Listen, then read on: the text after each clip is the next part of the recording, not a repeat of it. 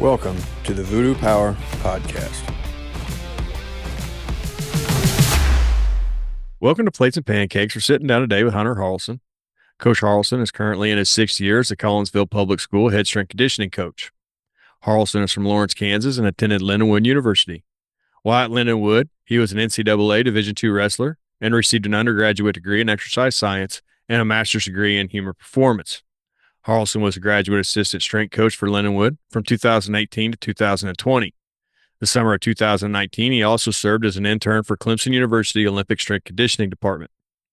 Haralson is a certified strength conditioning specialist through the NSCA, USAW Level 1, and licensed health and physical education teacher in the state of Oklahoma. Haralson lives in Owasso, Oklahoma with his wife, Maddie, and 8-month-old daughter, Jackie. So welcome to the show, Coach. Thanks for having me on. It's a big honor to be on this podcast, and I'm excited to talk some strength conditioning. Well, I'm glad to have you on. This is a unique situation because we just had a podcast with your wife. So what an incredible setup. We get to see how you guys answer some similar questions and then some stuff that's not even related at all. Yeah. So you're from Lawrence, which isn't incredibly far from me originally. You're over in the middle of KU territory. How did you end up in St. Louis at Lindenwood from Lawrence? Wrestling was a huge part of my life growing up. Wrestled ever since I was 6 years old. And I actually had a dual meet versus the future state championship match that year. I wrestled a kid, and they were recruiting him. Actually, Lindenwood was at the time. And in that duel, I ended up losing 3-2 in the match. And so that was kind of a bummer because I knew that they were recruiting him, and I was like, well, I want to start getting some recruits looking at me. And then I ended up later winning that match in the state finals my junior year, and I ended up getting a call from Lindenwood. So that's kind of my connection to eventually going there and wrestling for my collegiate career. I wasn't really looking in that area. I knew that I wanted to be somewhere far away from home, but not too far away that I couldn't make a weekend trip. So that was kind of a good sweet spot for me. With Lawrence proximity to Kansas City, you get the whole Western Missouri, Eastern Kansas vibe, and then you shoot across the state to St. Louis, which is almost like a whole different world. Oh yeah. How is the acclimation over there? Yeah, it's different. I'm a big Kansas City fan, always have been. I love the Chiefs, love the Royals. So it's definitely a different feel going into St. Louis. They've definitely done a lot of growing since I've been there. It seems like they're trying to clean up the city and everything, but definitely St. Louis is a different area. Great barbecue, just like Kansas City. There's some diehards out there, but they do it right as well over there in St. Louis as well. They have a lot of really good Italian food over there, don't they? Yes, absolutely. There's a location called the Hills. They have really, really good Italian food over there. And then I've heard about the fried ravioli over there. It's amazing. Oh yeah. Yes, you absolutely got to get the fried ravioli. 100%. One of the first kids in the gym went to Maryville over there, and he was an NCAA Division II champion last year at 174. So everyone, he had to acclimate too, just because that side of the state is so much different. Mm-hmm. Now, when we had talked to Maddie, we didn't get into this, so it would be a really good segue to talk to you about, but you two have created summer camps and you've created an LLC, and then you work with athletes over the summer. What are your camps designed to do for the athletes you're working with? Yeah. So my school has always had junior high strength and conditioning. Maddie's school being a little bit bigger school district, that it doesn't really seem to trickle down as far for her school district for strength and conditioning. So really it was a way just to get kids involved. It was just a way to open up a summer camp. Hey, we're just trying to grow her school district's ability to have strength and conditioning down into the junior high. And really it's taken off over the past few years, and we really haven't done a whole lot other than just send out some news flyers out to the school districts and say, hey, this is something that we're offering over the summer. It's just going to be 2 days a week throughout the June and July. And we've had, over 60 kids every single year show up to this camp. And so it's been a kind of a unique thing that we've had to traverse just, with the amount of kids and only having 2 coaches. It's been really, really successful. And then, fast forward a few years, it's now kind of trickled over to my school a little bit more because mainly the junior high in the summer has been mainly football only. And so this has been kind of a route so I could, have some of our junior high softball players, train year round. Some of our junior high basketball kids that don't play football just because, I mean, as you know, summer is pretty much dominated by football, strength and conditioning. So just giving more opportunities to those kids that don't have the training year round like football does. Now, as you look at it and you see younger generations come up, there's a pretty noticeable drop off in the work ethic to do the extra work. They're really good at going and playing their sport and Absolutely. hitting, but to get out and do this extra stuff, you don't see that drive or that push like maybe you did in previous generations. So by Right. getting them that young, are you able to kind of maybe sway the needle towards a more motivated athlete? Yeah, absolutely. And I think one thing that if anybody's coaching junior high kids, I mean, obviously you have to be a super organized coach in general, but you also have to make it super fun. Like the weight room can't just be grueling. Hey, we got to master bench, squat, deadlift. We got to make sure that the kids are enjoying their time there as well. So, celebrating successes, having games, to finish up the sessions, getting to know the kids on a personal level, like asking them, "Hey, what do you got going on this summer? Where's your vacation going to be at this year?" Just stuff like that. I think that goes a long way with, getting buy-in early and getting those kids to stay in your program for as long as possible. Now, you said something there that makes me wonder the more I'm around younger kids, it seems like maybe past generations really didn't care if you knew them on a personal level, where this generation now, that seems to matter more and more and more. So, Right. do you think that you're seeing a change in that part of it, that even the male athletes want you to know more about them before they'll really work for you? Yeah, no, I 100% believe that. I think kids are really hungry for the why nowadays. They just want to understand why we're doing certain things. Where in even my generation, I'm not a super old guy, but I would never question or ask my coach, "Hey, why are we doing this?" It was, "Hey, put my head down, work as hard as I possibly can." And sometimes I wish it was a little bit more that way because sometimes it's like asking 20 questions and they're just trying to get under your skin. For sure, I definitely think that the generation knowing the why gets more buy-in in the long run because they see the purpose behind it and they know what can make them better in the long run. I would agree with what you said in there. When I was an athlete, a lot of those old coaches were Vietnam vets and they were hardened men, Yeah. and you really didn't ask them a whole lot. You just kind of did what they said, and even if it didn't make sense, you weren't going to rock the boat. Where in today's generation, with so much information at these kids' fingertips, they're trying to compare your program to what they see on Instagram. So giving them a clear why, how are you kind of able to put that in a middle ground where it's not Instagram fitness, but it's not full blown collegiate fitness? How are you giving them that middle section? And I think it all begins with like asking them, okay, you saw this certain thing on, TikTok, Instagram, whatever. And then it kind of diving into, okay, well, why do you think that that's beneficial for you as an athlete? And then you kind of unravel it from there. So maybe they're squatting with chains and they don't understand why that's happening or how that can make them better. And then you just kind of dive in a little deeper and like, yeah, I mean, you could use accommodating resistance for this effect or whatever the scenario is.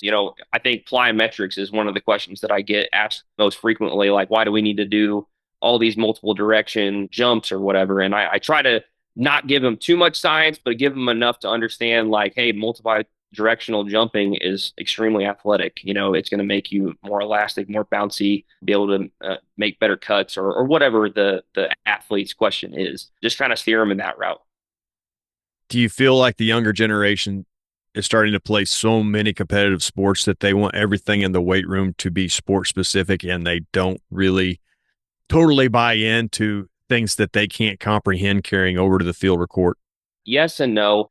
I think I see it probably more with the sport of basketball than anything, just because of the AAU circuit being so heavy in our area. It seems like all of our kids are playing year round, and a lot of them just care about vertical jump or having better change of direction or ball handling skills, that kind of stuff. And I really have to break it down and be like, hey, you're hurt, your body's hurting all the time. You need to just have general strength to be able to handle all that game load that you're putting your body through. You can't expect your body to respond well when you're playing 5 games a week and you're barely able to squat your body weight. Like there's certain areas of time that we need to dedicate more to the weight room just from a an injury reduction and health oriented lens than maybe a sports specific lens. So I try to kind of steer them more that way. Just your body's gonna feel better. You're gonna not be just bogged down from the season of all those games throughout the week.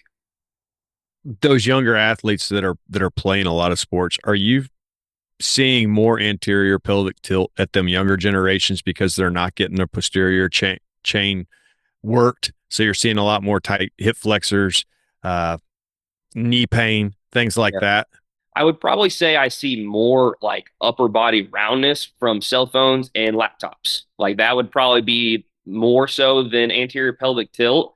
The one thing that's really, really great about my position is I get them in junior high. So I get them super early. So I don't think it's quite developed as dramatic as if you were to get them later in high school. But for sure, there's definitely those areas that you got to tackle with kids just from a postural standpoint. And I think that really just goes away when you start to implement good, solid training and you have, mobility built in throughout the week. I think that's one thing area that I feel like our program does a really, really good job is we emphasize we want to move super well, but we also need to make sure that we're not just taking care of, a big squat, big bench, all that kind of stuff. We want to make sure that you're able to, move. You're when you stretch, you don't hurt. So mobility is a huge part of our program, and I think it's been really beneficial to minimize a lot of that anterior pelvic tilt or the upper rounding of the back. So that kind of stuff.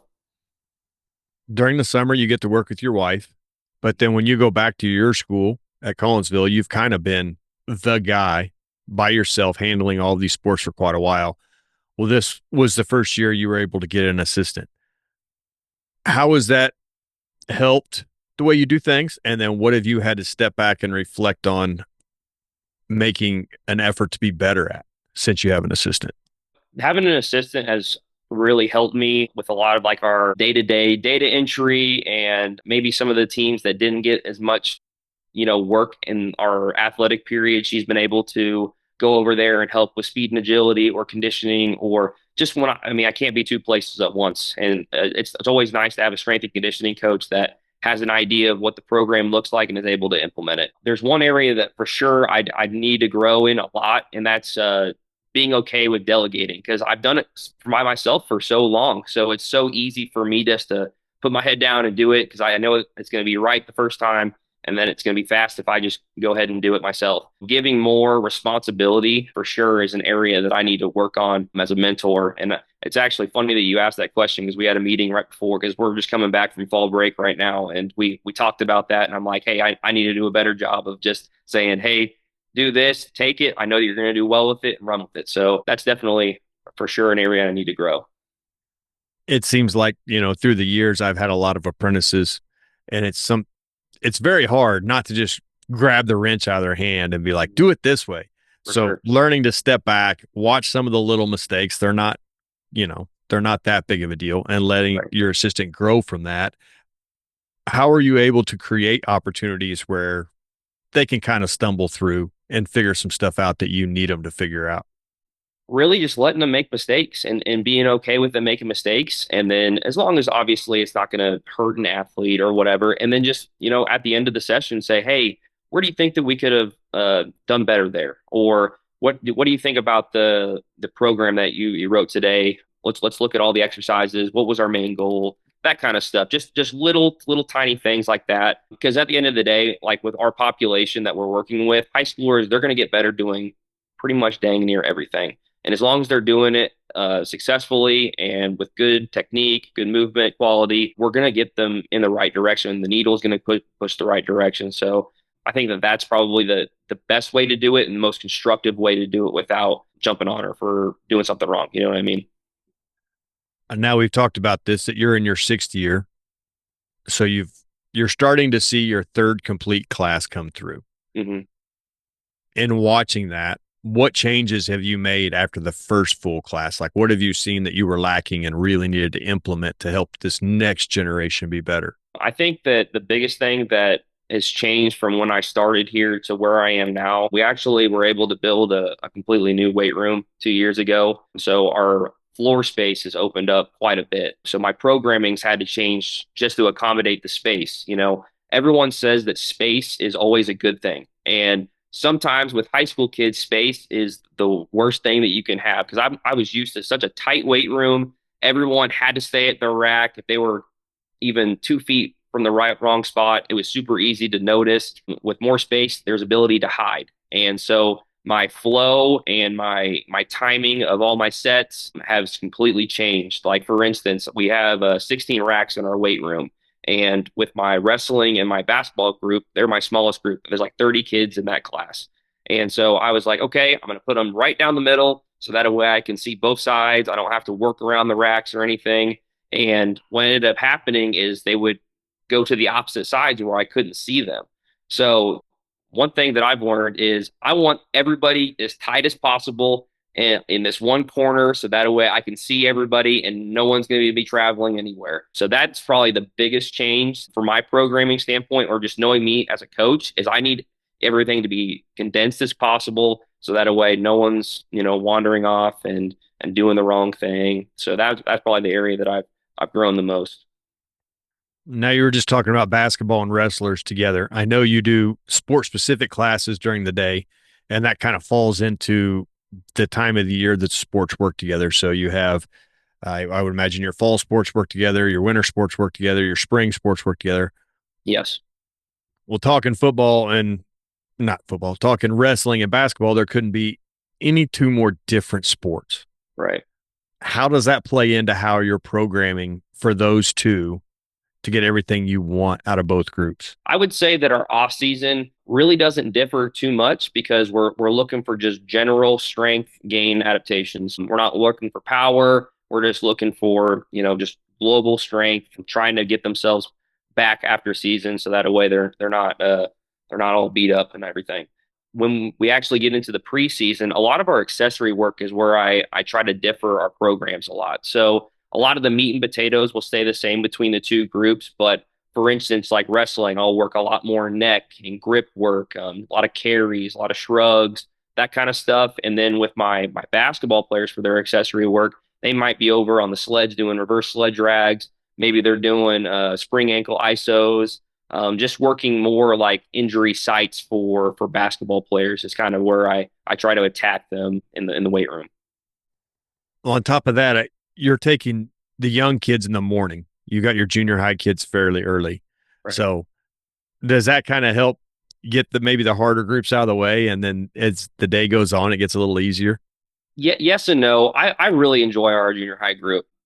We actually have two groups that this past year back to back that have been an absolute joy. Their energy is just contagious in the weight room. They love it. I don't know what it is about these two groups, but they're just competitive in everything that they do.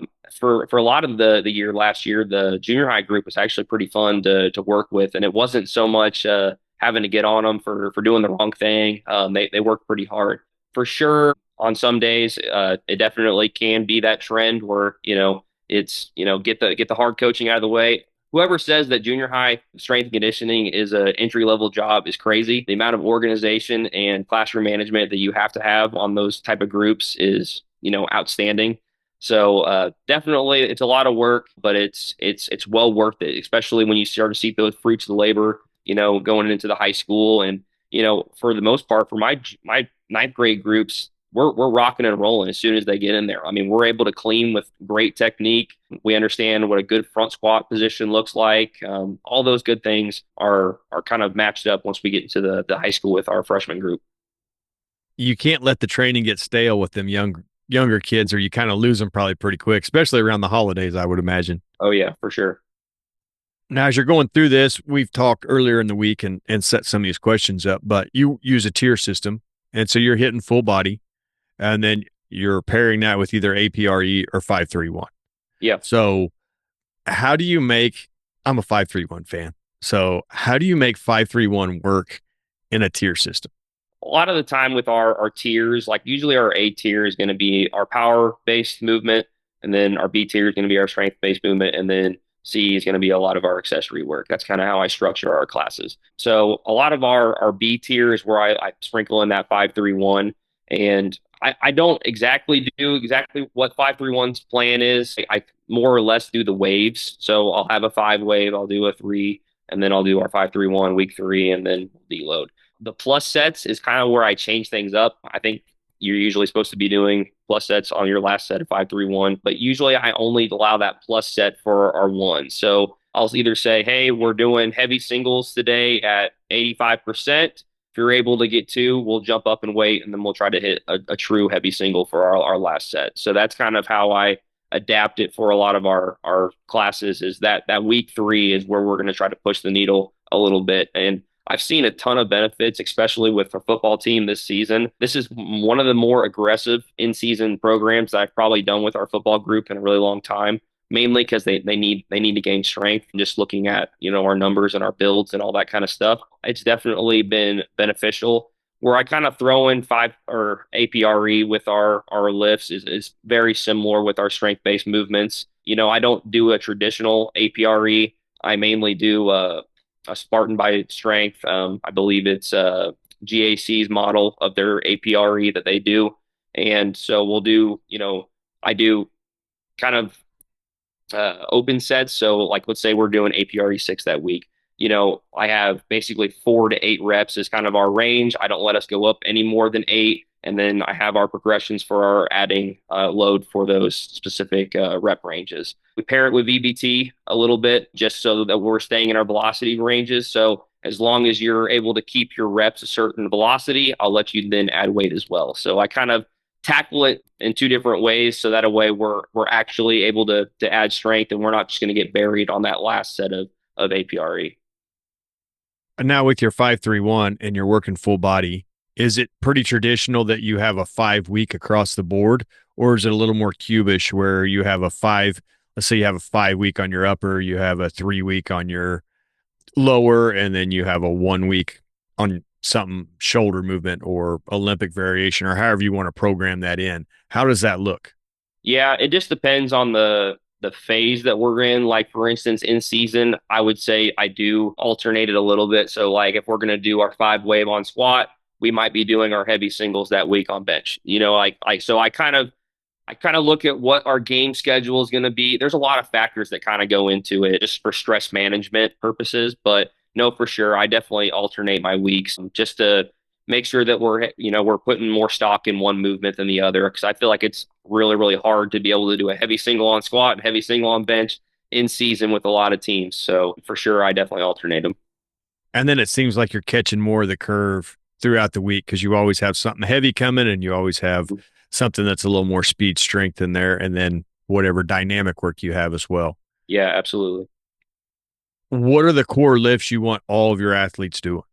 Well, we've kind of put a big emphasis on clean, back squat, and bench press. Those are like, if you're going to be in any one of our programs, those are going to be the ones that you're going to be doing. One thing that's really, really helped with our new weight room, just to keep squat variation in, let's say you have, for instance, basketball player. I have several, 6'3" kids in my basketball class, and back squat may be irritating on a growing kid that's 15-year-old back. So having a belt squat in our weight room has really, really helped keep that big, heavy squat variation in our program. So those are like the big main ones that I try to emphasis on. We're definitely Olympic based. I really love teaching the clean. That's one thing that early on in my strength conditioning career, I was terrible at it. Never did it as an athlete, but I've really bought in the past few years on the clean as a lift. I just think that, from a strength power standpoint, you get a lot out of it. And then also just with young kids, general athleticism. Like, you have to be pretty decent athlete to catch a clean in a good front rack position. I think that from that standpoint, that's why I like to have it in my program. I like the idea of having a belt squat in there, especially as the season grinds on. Mhm. Do you do any time sets with any of your lifts, especially like the belt squat, so then you get a conditioning component in? Yeah, yeah, for sure. Yeah, we've definitely done not necessarily EMOM, but like, hey, we're gonna be every 90 seconds, we're gonna be grinding on this belt squat machine. And I have 3 of them. We have the Sornex J squat machines in our weight room. So we're able to get 3 guys going at a time, and it's definitely been a grinder for some of our kids. It's been a good tool to be used in the weight room for sure. I would think for your wrestlers, it would do a lot. You can really get them in there and Yeah. doing quite a bit, especially in the hips, because now you've focused where you want to be strong and you can apply the conditioning aspect. 100%. We talked about in the bio, you have a daughter, she's 8 months old, and your wife's a strength conditioning coach as well. Your life is really busy.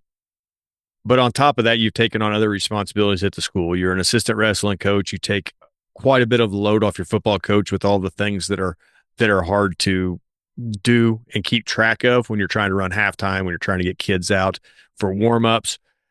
How are you able to balance home life with the responsibilities that you want to take on at school? My wife's a saint, absolutely. I'm very fortunate that she understands and gets our lifestyle. She understands how this job is. It's important to me. It's important that I do the best thing that I can for our program. It's my outlet. It's my hobby. It's what I love to do. And I'm fortunate that she's the same way. And so we give and take, and communication has to be super huge, especially now having a 8-month-old daughter. She definitely we made that more of a priority than we have in the past, and so we're getting better on that front of trying to make sure that we're home life balance is good and everything. But communication is key. Making sure that our schedules align. That's one thing that we have to do is our Google calendars. We're able to see all of what's happening throughout the week. So that's been a big bonus for us to be able to just have better communication and lay out our weeks so that way we're able to figure out everything. So. Do you ever get any evenings at home, or are you at one school or the other? No, no. And I do a good job of trying to make, a handful of games for each one of my teams throughout their season. But there are definitely times that we prioritize the home life. And that's definitely been something that this year I think that we've done the best job of. And I think Jackie, our daughter, has really helped with a lot of that. And we want to be home. We want to see her grow. And I mean, she's in that fun stage right now where she's starting to learn how to crawl and stand up and all that stuff. So you don't want to miss those moments. And I would never forgive myself if I did.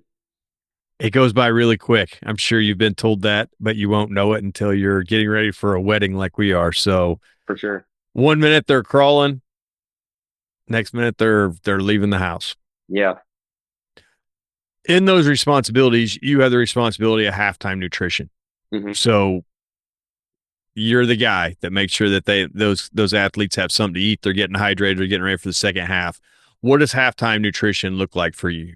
Kind of my routine is right after our pregame, it gets started. I warm up the guys on the field. I immediately beeline to our locker room and I set out all the nutrition stuff. So pretty much it's nothing too fancy. It's nothing crazy. I just make sure that I pick up some stuff from Sam's, a lot of carbohydrates, a lot of salty snacks to make sure that, our sodium intake and we're saying, carbs are going to be high during the game, easy digestible stuff, a lot of Rice Krispie treats or, animal crackers or Cheez-Its, that just simple type of stuff. And then also a lot of our drink stuff is handled by our athletic training staff. And we've talked a little bit about what we think our guys need. And he has this little pickle juice formula that he has. He has this little ice chest that he brings in the locker room. So, if we have guys that are prone to cramping, they make sure they grab Rice Krispie, they grab salty snack, and they grab their little anti-cramp drink. So that's kind of what we do for a nutrition standpoint. Outside of the game time stuff for a lot of our football group, we do Gatorade bars and we've done protein shakes in the past where I just bought, packs from, our BSN rep or whatever, and I'll sell them for $1. So it's pretty cheap for the kids, especially like if they don't forget their lunch that day or whatever, they can step by the weight room. Hey, coach, can I get a bar and a shake real quick? $2, boom, in and out. It's nothing too crazy, and it helps me fundraise a little bit of money for the weight room too as well. So that's been a bonus.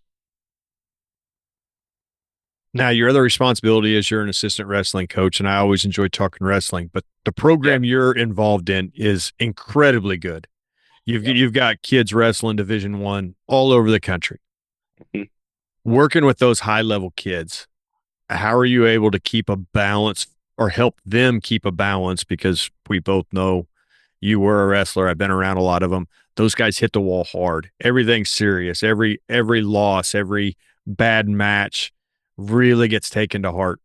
How are you able to help navigate those guys through such a stressful time, and especially while they're being recruited? I think that just being able to relate is the biggest thing. I've been there, done that. I've seen, the ups and the downs of the sport.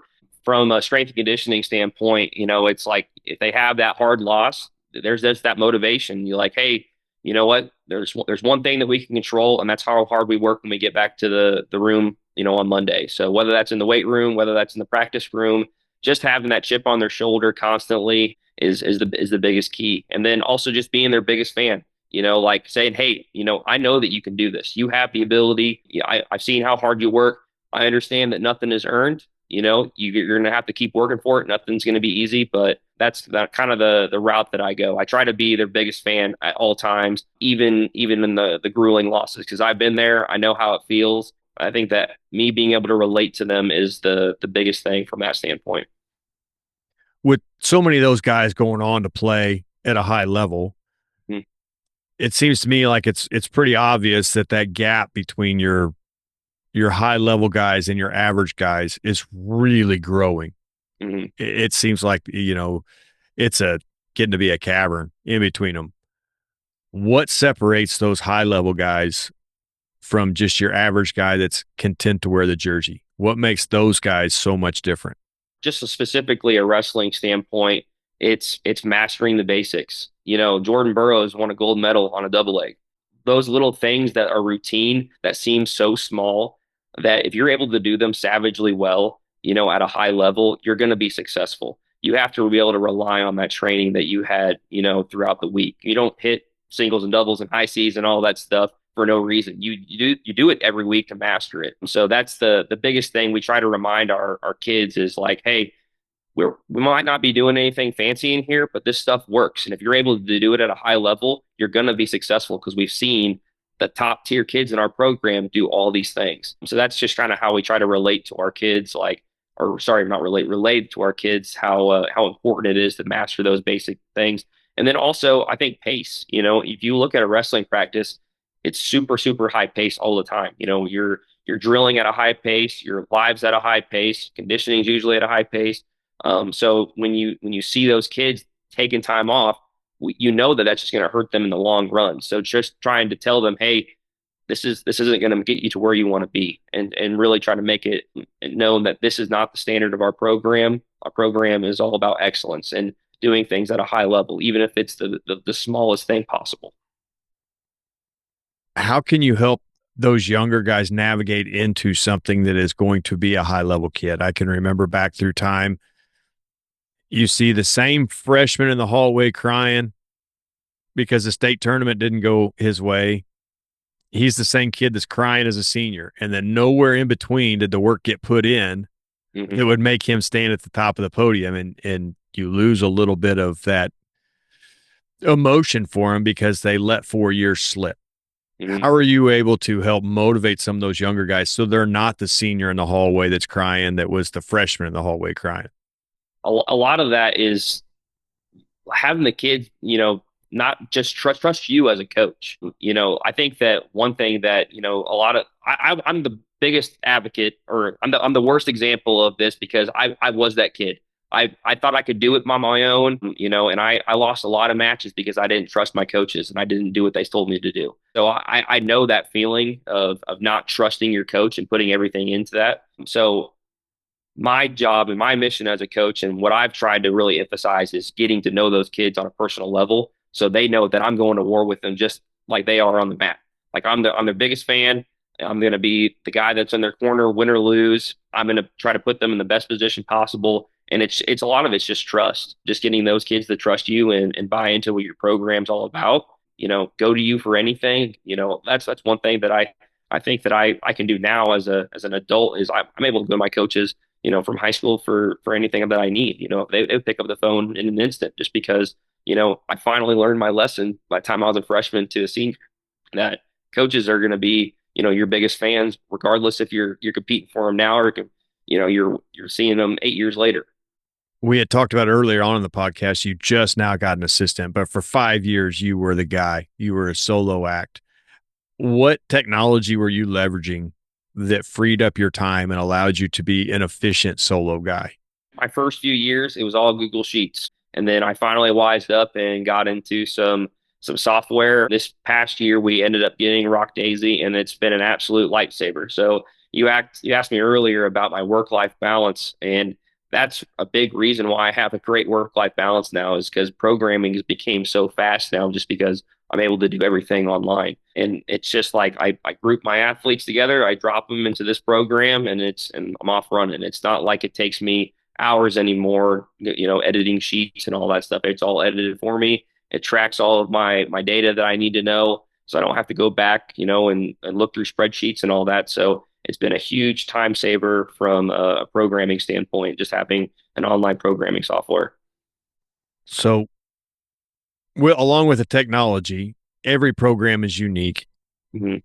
Every program has something they kind of hang their hat on or a trait that they're chasing. There's something about each person's athletes that you can pick them out in a crowd and say they go to Collinsville, they go to, Voodoo Power Gym, whatever the case may be. Mhm. What is the unique trait that you're trying to instill in your athletes that may be getting neglected somewhere else?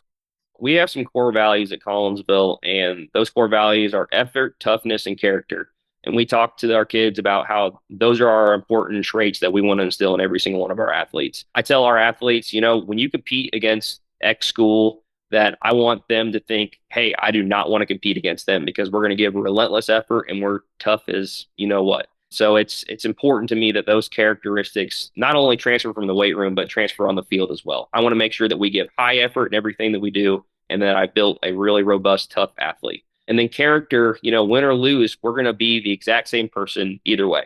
So, we're always going to shake your hands if we lose or win, and we're going to handle ourselves at a high level. We're going to thank them for having great competition, and that's going to be our three characteristics that we're going to see in pretty much every single one of our athletes. And I think that they bought into that culture as well, which is a big reason why we're super successful. What are some programming ideas that you add in that are past just your three core lifts, that are just past what everybody's doing? What are some things that make your athletes unique in how they go about training? I would probably say that I'm a little bit outside the box when it comes to a lot of our competition stuff. So I'm okay with having our kids, do a normal lift, and at the end, hey, we're going to try to see who can have the fastest mile on these assault bikes at the end of our end of our session, just to see, just to have a little bit of competition. But, hey, we're going to finish, our core lifts today. We're going to head out to the field. We're going to push some sleds and have some fun, do some competitions. I think those are probably the things that I do more often than not in our program that sets our program apart from a lot of other programs because I'm okay with us not being super traditional with a lot of our training. The one unique thing about Collinsville is, I have a class-based program. So I get to see the athletes 5 days a week. And if I did the exact same thing every single week with our kids and they knew the exact same formula, like you said earlier, it's going to get stale. So trying to spice things up by adding competitions throughout the week is how I think our program separates from a lot of others that are in our area. I think the importance of competition sometimes gets left out, but I've noticed that more and more as we go on here. We'll have guys come in and lift on different nights. So they didn't see what the night before did on maybe the same lift. And there's there's a big deal. There's a whole text group they have to find out who lifted what and who's the next one on the pecking order that they can pick off. And what was your pull? What was your squat? So they'll find ways to compete in spite of us. So if we're able to set that up where we're helping them compete, I think the outcome will become better. I think that our velocity trackers have helped a lot with that as well. Like, hey, I squatted 300 at what velocity at this velocity. What did you squat it at? And I think that that's been a big proponent for a lot of our big core movements as well. That is very interesting point that you brought up. So I have two different kids. They're both similar in weight, but now one's 5'8", the other one's 6'1". So obviously there's a range of motion Oh, for sure. that's way different. Yep. The 5'8" kid, incredibly strong, 600-pound squatter. The taller kid, he's a 400-pound squatter. Mm, That velocity tracker leveled the playing field. It's almost the Samuel Colt of weightlifting yeah. because now this taller kid, is moving a heavier weight at point 0.9 than the stronger kid. So the competition totally got switched on its head. Now it's not all about just how much can you lift, it's how fast can you lift the heaviest weight. Yeah, for sure. Absolutely. That was actually very surprising to me to see how all that shook out and how much the playing field leveled up. Hmm. Now, when you've got warmer weather than we do. Now I know you get a little bit of winter down there, but you're Yeah. 4 hours south of Kansas City. You're 4 hours south of Lawrence, so you get to be outside a little bit more. What do your outside workouts look like? I've really taken a lot of our sprint training to a pretty higher level with our dashers that we've just attained a couple years ago. So we're timing sprints like crazy. We're doing wicket runs. We're using sleds for our sprints, chain sprints. I mean, we try to mix it up every once in a while with a lot of our resistances on our sleds, but we're trying to get on the field at least once a week doing that kind of stuff. Kind of in our seventh hour with our football group, we're doing a lot of Tony Villani's XP agility training concepts. So learning break plant separate, learning wide bay crossover, doing a lot of his drills and using our lasers to be able to quantify, hey, we're actually getting faster with a lot of our agility drills that we're implementing. So that's kind of our field work that I try to hammer. I know that Connor Myers has been on this podcast before, and I've used a lot of his contact prep stuff that he's done with Bixby just to kind of get our guys ready for season, especially as spring ball approaches and that kind of stuff. So that's kind of what my field work does kind of looks like. We'll also, like I said earlier, we do competitions and stuff just like every other program does, on the field as well. But those are kind of the core things that I do weekly with our kids. Now we had talked about XPE a little bit earlier in the week and how you had taken some coaches down, kind of showed them a conference with Tony Villani and how it could help their programs. How have you been able to use XPE across the board with multiple sports, not just football? I mean, I even use it with our wrestling team just for footwork, for foot accuracy, being able to step correctly. Even in the sport of wrestling where you're not really making huge change of directions, just being able to step correctly is one of those basic things that I was talking about earlier that can, make or break a match for you. So just having, quicker foot speed, not being so heavy footed, be more on the ball of our foot, helps a lot with fakes, fakes in wrestling. So that's kind of the things that I've noticed that's been the biggest impact. Being able to work on the inside of your ankles, super huge in the sport of wrestling as well. So I think that those concepts have carried over quite well with at least what I've seen in the past year. That's that's a unique sport to put it in, Hmm. and I definitely see how it could help. But the more traditional sport of football where you're implementing it, I think you told me that your leading scorer right now is 5'4". Yeah, yeah, five. He'll tell you 5'5", 5'6", or whatever it is on the roster, but he's dang near my height, and I'm 5'4". So How is he able to take what you're teaching with the XPE principles, bring him to the field when he's going against almost game in, game out kids that are well above his stature? right. Yeah. And I think that obviously having a lower center of mass helps this kid out tremendously. He's able to put his foot in the ground and be able to change directions very, very well. But I think that a lot of the concepts that I brought in our past off season, he bought into it and he got super competitive with improving his times. And one thing that I really like about Tony's program is he gives you the pros, times on what the drills are, whether it's the roll 90 or whether it's the 180 comeback. I mean, he gives you the times, and he was super competitive with a lot of that stuff. I mean, I would see him do his rep or whatever, and he's in the back working on his steps, and like he actually took it to heart on like, hey, this stuff's going to separate me my senior year. I don't see him, necessarily going and playing college ball. Never know. I don't know what's in his future, but he's definitely upped his game for sure his senior year just by buying into that agility program. We were talking about it when we were discussing being in Texas and Tony Villani putting on his clinic, and what it kind of led you that way is you saw agility as a weak spot in your coaching. How are you able to identify your weak areas and then attack them so that they're no longer weak?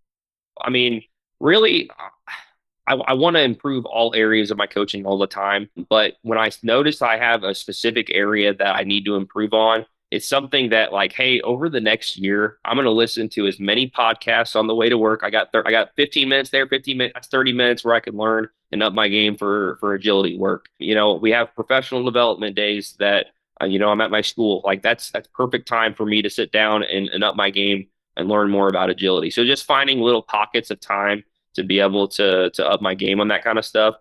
Finding conferences to be able to, get myself to learn more. And I'm always that guy. If you ever see me at a conference, I'm the guy that has their hand up because I want to do the drills myself also. That's the only way I can learn. You'll see it was kind of funny. A lot of the kids were making fun of me at this year at spring ball practice because I was doing a lot of Tony Villani stuff like on the field. Didn't have cleats on or nothing. I didn't go that crazy, but I definitely was trying to get the footwork down because I want to make sure that I'm not blowing smoke up anybody's butt while I'm telling them all this stuff.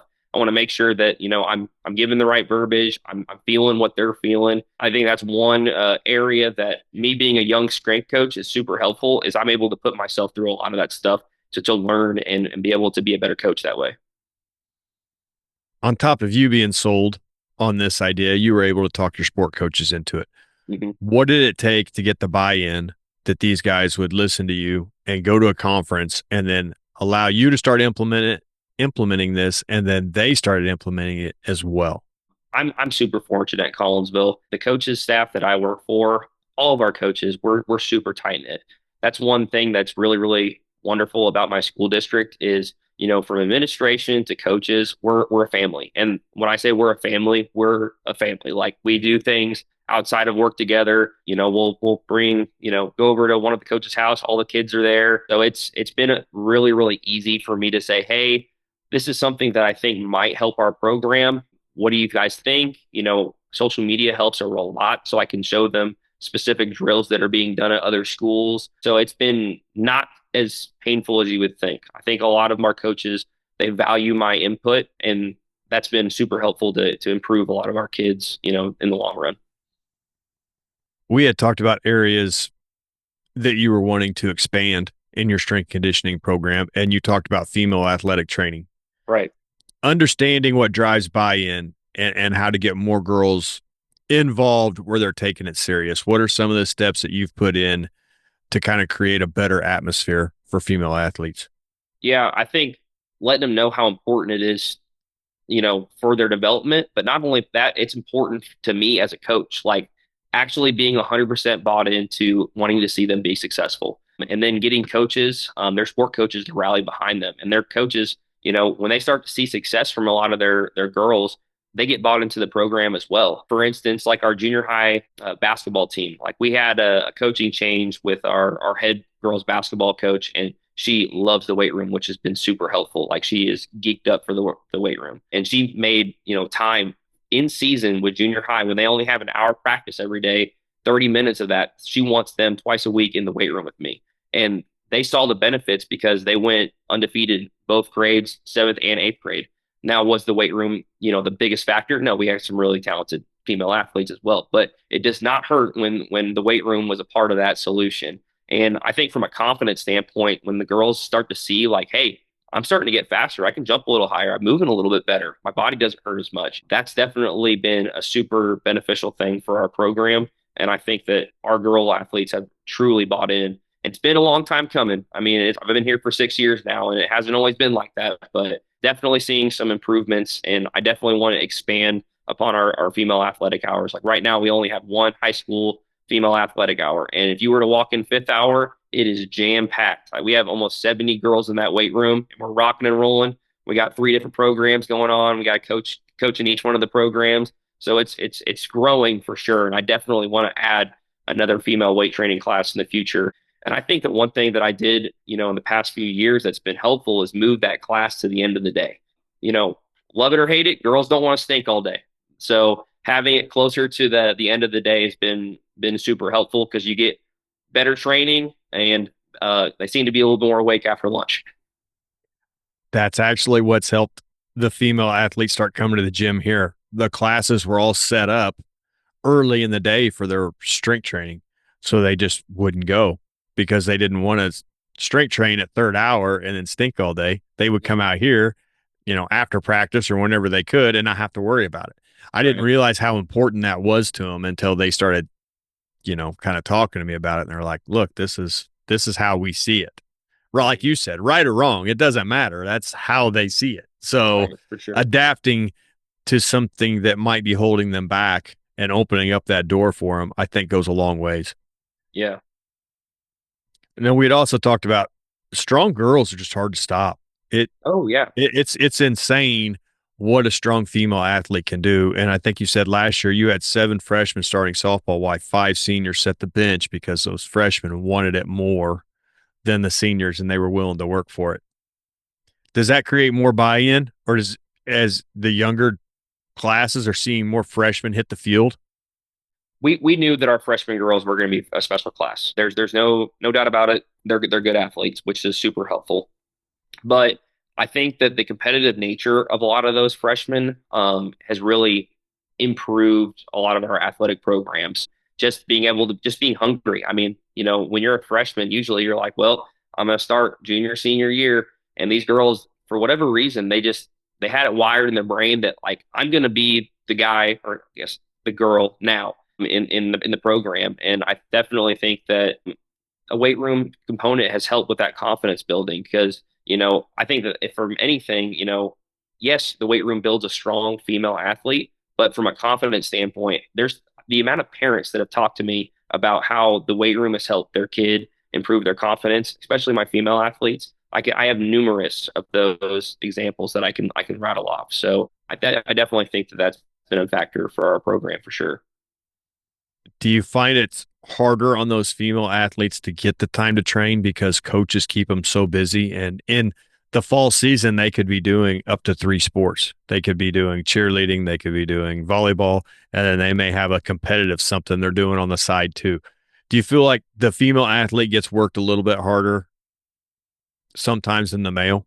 I see a lot with volleyball. Volleyball and soccer kind of crossover. Like, they'll play volleyball for the school and then they'll do club soccer on the side or whatever. And they might go down to Dallas, play 3 games, and be gassed the next day. So I think from that standpoint, yes, in a lot of ways they do work a lot. And it's just kind of the way their circuit works. I mean, volleyball and soccer, you don't get recruited in high school. You get recruited in a lot of your competitive leagues. And it's just kind of the world that we're in, and you have to be able to adapt to that stuff. So I think that that's where a lot of like our APRE training has been helpful because you just get the best of what they got that day, which has been super helpful. But obviously the velocity trackers have also played a big factor in that as well. And I think that just having coach's eye and having conversations with the girls when they walk in, hey, how did this weekend go? How's your body feeling? Do you need extra recovery time?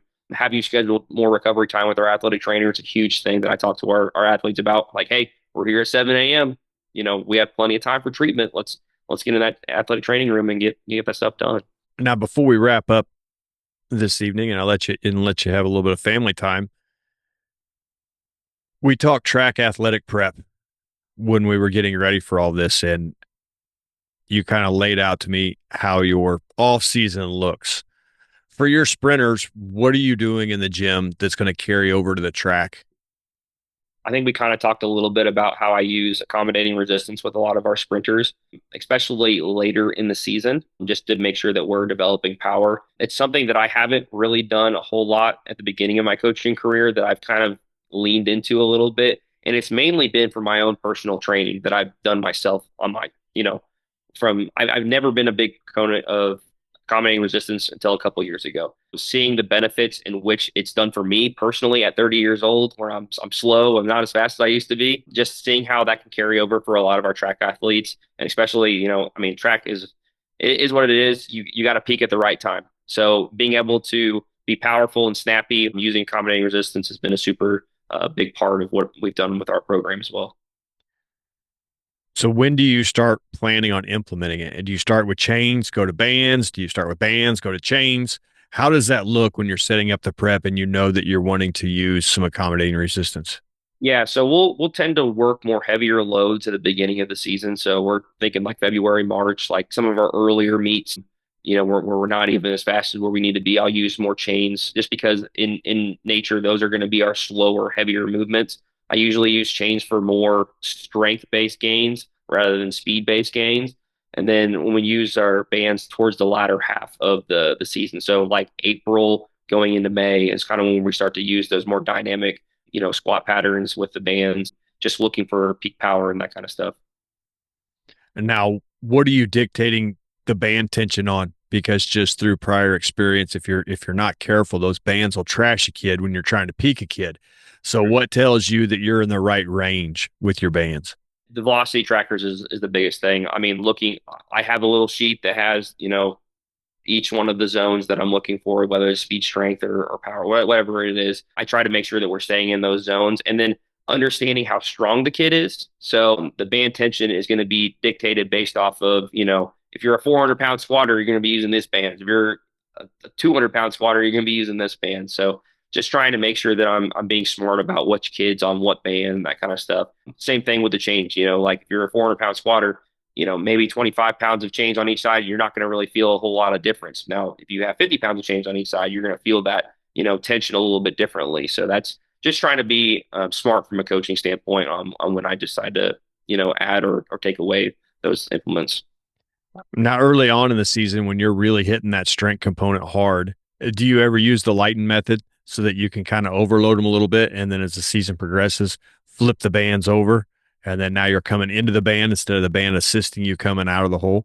No, I haven't really done anything too crazy like that. I mean, at the end of the day, like, yes, I'm trying to be a little bit advanced with our programming using the accommodating resistance, but like we talked about earlier, like these are high school kids. Like, a lot of things are going to help them do it. I think one thing that the accommodating resistance, just from a psychological standpoint, like it changes the movement up a little bit, makes it a little bit more exciting. The kids get like, hey, we're using the chains today. Heck yeah, let's go. Let's get after it.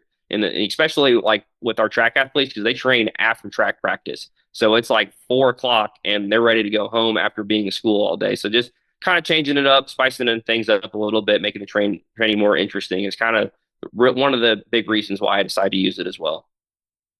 How do you decide how heavy to go with the chains? Is that velocity based too? And then are you setting chain metrics on your squat? So if you're a 300-pound squatter, we're going to put on 60 pounds of chain. How do you decide to load your chains?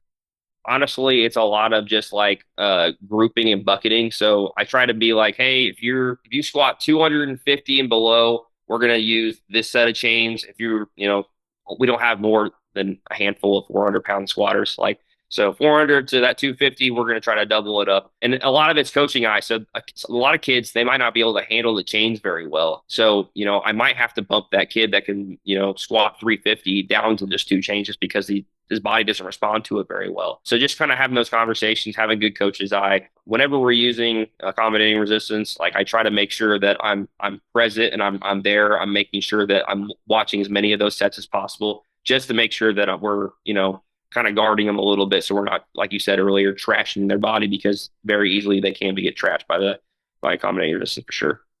Kind of what we talked about earlier, having the velocities on their levels of the playing field. And now you have Yes. kids that may not have been overall as strong on a a straight bar that are outperforming kids when you start putting accommodating resistance on. So yeah, I think sometimes some of those kids need that just so that they can feel a win.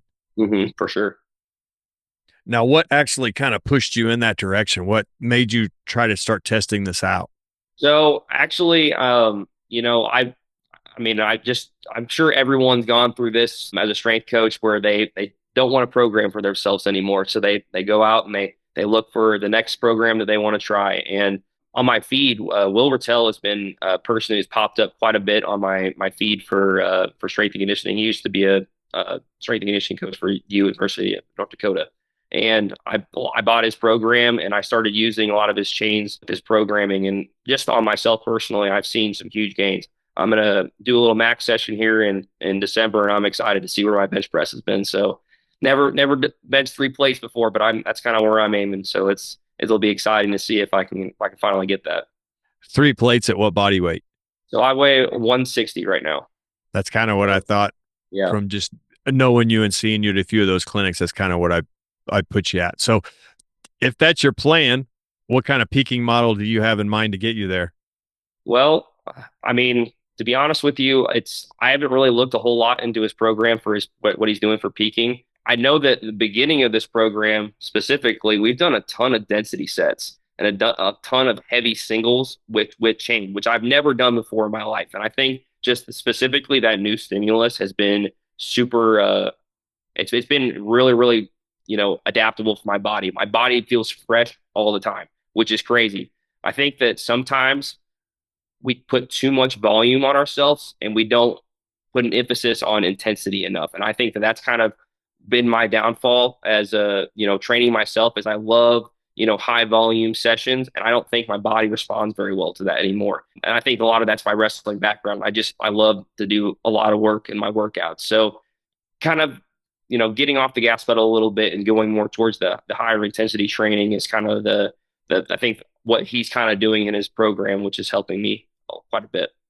And as you age, the volume hits you harder and harder and harder. I Oh, know I've listened to plenty of podcasts where those guys were talking about they could only squat heavy this many times out of the month because it would ruin their next three training sessions. And I'm like, well, how did they know that? How'd they figure that out?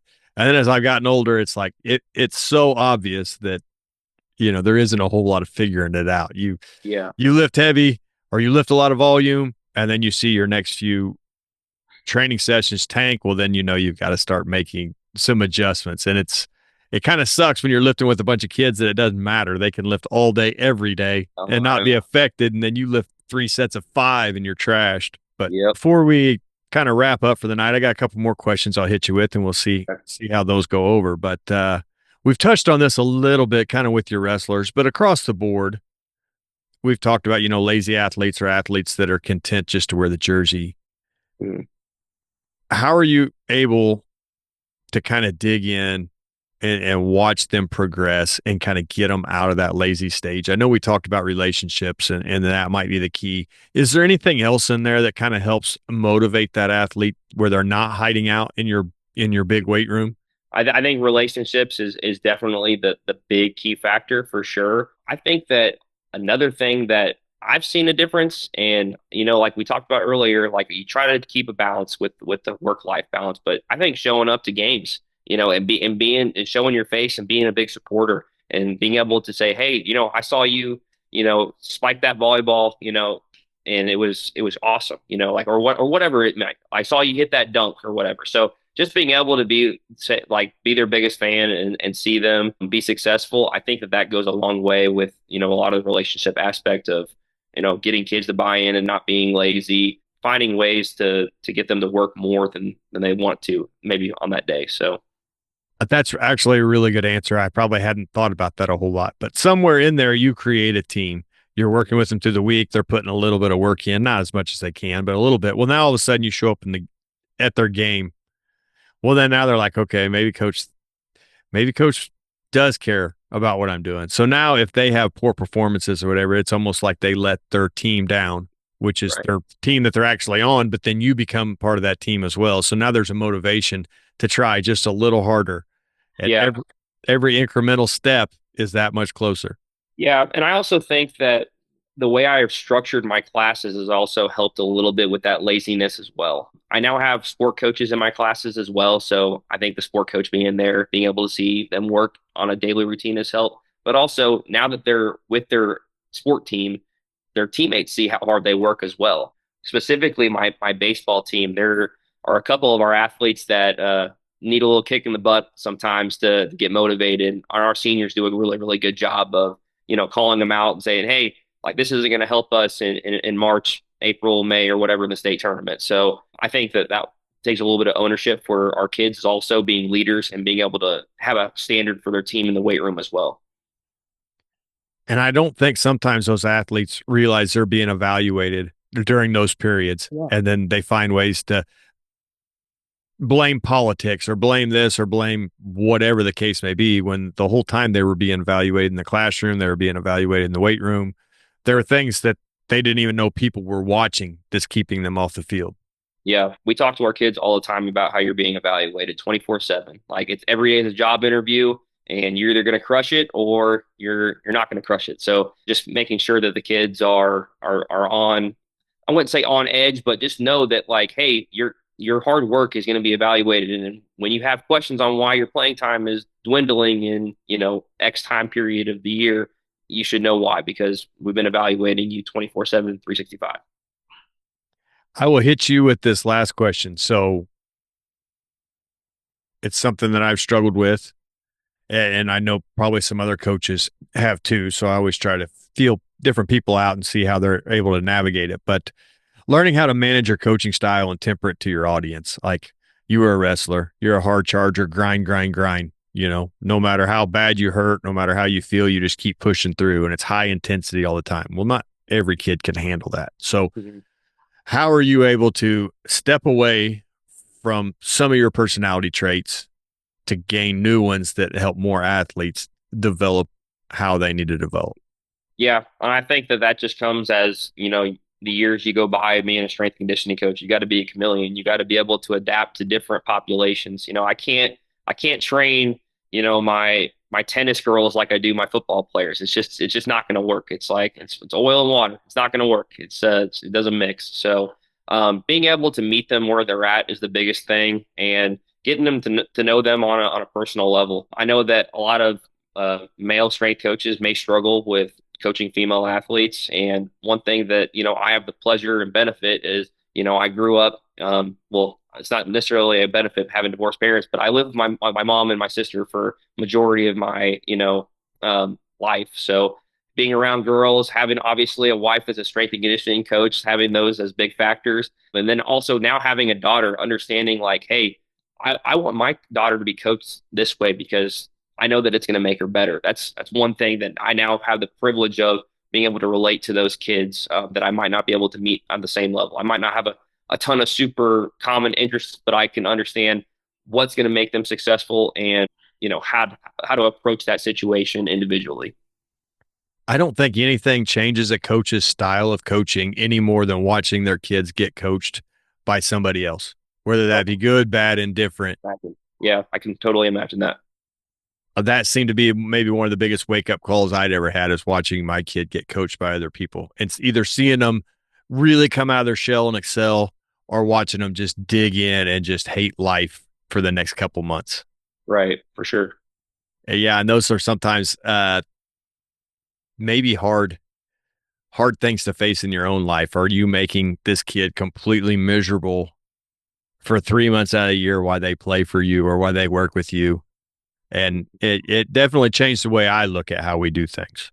Yeah, no, and I think that the biggest thing is you always got to make your program fun. It's got to be a place where kids want to be, make it enjoyable, and be the place where they can have an outlet sometime, whether they're having a bad day or they're having a great day. That's what I always tell our kids whenever they sign up for my class. When I do my little intro syllabus day, hey, you just signed up for the best class in Collinsville because we have fun in here every single day. Like I make that known that this is the class you want to be in. So just having that environment and building that culture to be, a really, really positive experience for a lot of our kids in our weight room. Some of these kids are dealing with a way more serious life than what we know. And to walk into a weight room, kind of let off some steam, improve, see gains that really might help them in their path to life and might keep things a little bit more in perspective for them. Yeah, 100%. Totally agree. Well, coach, I appreciate all your time. This is going to be really great that I got to interview a husband and a wife and Yeah. got to ask them some similar questions and see how the responses come out. So that your family would take time and come on the podcast means a tremendous amount to me. Thank you very much. Thank you, coach. I appreciate it. Well, have a great evening, man. Yep, you too.